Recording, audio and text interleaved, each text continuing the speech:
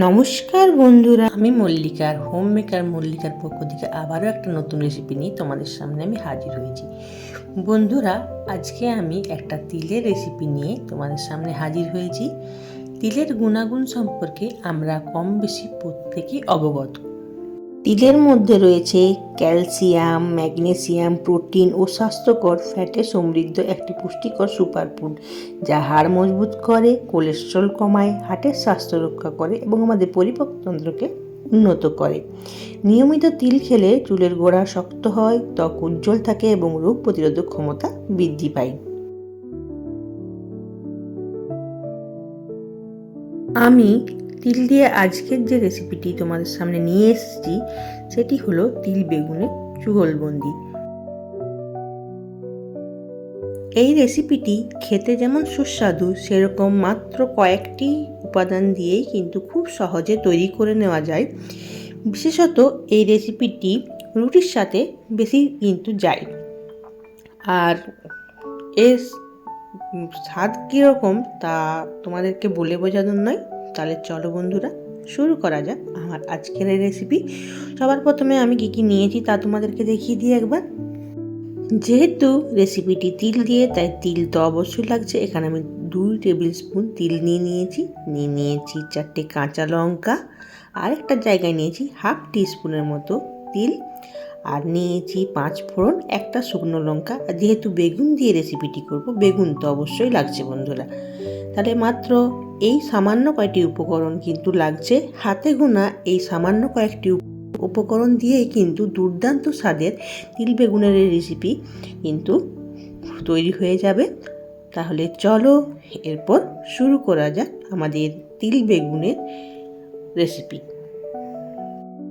তিল বেগুনের রেসিপি বা তিল বেগুনের যুগলবন্দি বানানোর জন্য সবার প্রথমে আমি যে 2 টেবিল স্পুন তিল নিয়েছি সেটা একটু গরম জল দিয়ে কিছুক্ষণের জন্য ভিজতে দিয়ে দেব।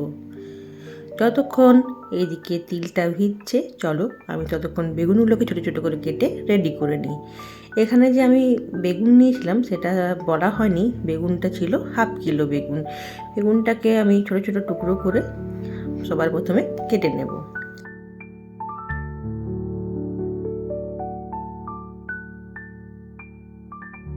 দেখতে পাচ্ছ বন্ধুরা, সমস্ত বেগুনটাকে আমি ছোটো ছোটো টুকরো করে কেটে নিয়েছি। এরপর আমি যে তিলটা গরম জলে ভিজিয়ে রেখেছিলাম সেটা একটা মিক্সির জারের মধ্যে নিয়ে নেব। জল সমেতই নেব, কারণ তিল বাটতে তো জল অবশ্যই লাগবে। আর তার সঙ্গে যে 4টে কাঁচা লঙ্কা নিয়েছিলাম সেটাও এখানে নিয়ে নেব, নিয়ে একটা স্মুথ পেস্ট তৈরি করে নেব। দেখতেই পাচ্ছ আমি তিল আর কাঁচা লঙ্কা দিয়ে একটা স্মুথ পেস্ট তৈরি করে নিয়েছি। এবারে চলো রান্নার প্রসেস শুরু করা যাক। তিল বেগুন বানানোর জন্য সবার প্রথমে আমি একটা গ্যাসের মধ্যে ফ্রাইং প্যান বসিয়ে দিয়েছি। আর ফ্রাইং প্যানের মধ্যে যে আমি হাফ টিস্পুন নিয়ে নিয়েছিলাম তিল, সেটাকে ড্রাই রোস্ট করে নেব।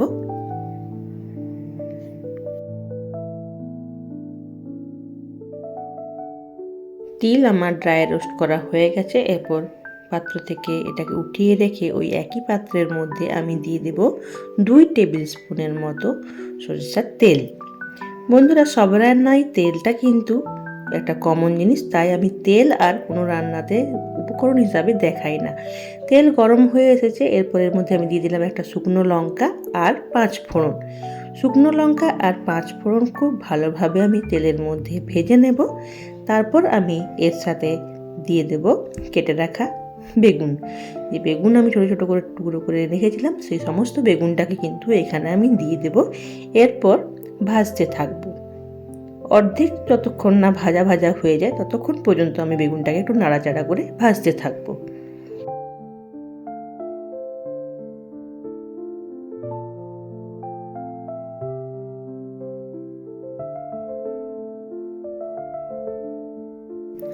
দেখো বন্ধুরা, আমার বেগুনটা প্রায় অর্ধেক ভাজা ভাজা হয়ে গেছে আর অনেকটা কমেও এসেছে।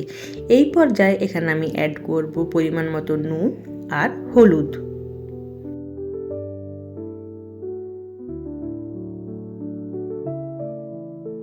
নুন আর হলুদ অ্যাড করার পর আমি আবার বেগুনটাকে নাড়াচাড়া করে কম আঁচে খুব ভালোভাবে ভেজে নেব, যতক্ষণ পর্যন্ত না বেগুনটা পুরোপুরি সেদ্ধ হচ্ছে আর একটু ভালোভাবে ভাজা হচ্ছে।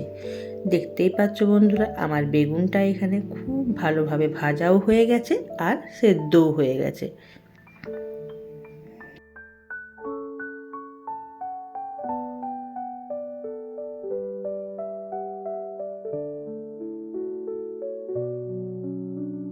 এখন আমি এই ভাজা বেগুনের মধ্যে দিয়ে দেব যে তিল আর কাঁচা লঙ্কার পেস্ট আমি তৈরি করেছি, সেটা পুরোটাই এইখানে আমি কিন্তু বেগুন ভাজার মধ্যে দিয়ে দেব।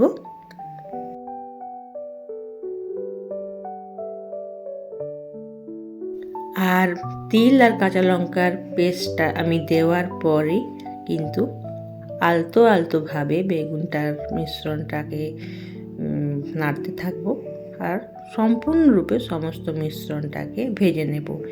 এই কাজটি খুবই আলতো হাতে করতে হবে, কারণ বেগুন খুবই নরম জিনিস আর ভাজার পরে আরও বেশি নরম হয়ে গেছে। বেশি জোরে ঘাটলে কিন্তু সব কিন্তু পেস্ট হয়ে যাবে, তাই আলতো হাতে এই কাজটা করতে হবে। দেখতেই পাচ্ছ বন্ধুরা, একটু কালচে কালচে বা খরা খরা ভাব হয়ে আসছে। এইভাবে কিন্তু বেগুনটাকে আস্তে আস্তে উল্টে পাল্টে আমাদের ভেজে নিতে হবে সম্পূর্ণরূপে, যতক্ষণ না বেগুনের গায়ে সমস্ত তিলের মিশ্রণটা লাগা লাগা হয়ে যাচ্ছে বা বেগুনের গায়ে একটা তিলের কোটিংয়ের মতো হয়ে যাচ্ছে, ততক্ষণ পর্যন্ত আলতোভাবে আমাকে কিন্তু ভেজে নিতে হবে। আর ভাজা দেখতে পাচ্ছ যখনই হয়ে আসছে তখনই কিন্তু ফ্রাই প্যানের গা ছেড়ে কিন্তু বেরিয়ে আসছে।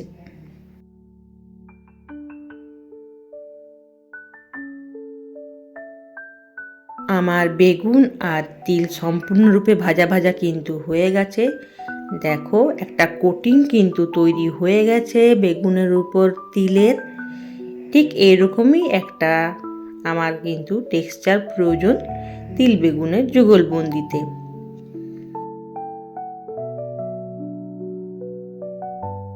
এরপর একটা সার্ভিং প্লেটের উপর গরম গরম আমি পরিবেশন করে নেব আমার তিল আর বেগুনের এই যুগলবন্দি। গরম রুটি বা পরোটার সঙ্গে এই তিল বেগুনের যুগলবন্দি কিন্তু অসাধারণ একটা কম্বিনেশন।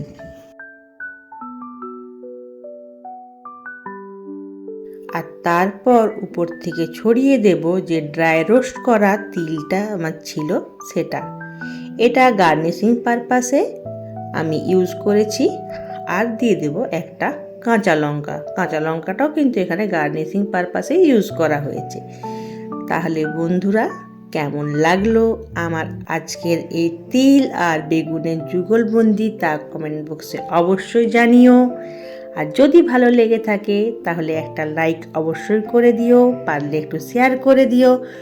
নতুন বন্ধুরা যারা এখনও আমার চ্যানেলটিকে সাবস্ক্রাইব করনি তাদের বলছি, প্লিজ চ্যানেলটিকে সাবস্ক্রাইব করে পাশে থেকো।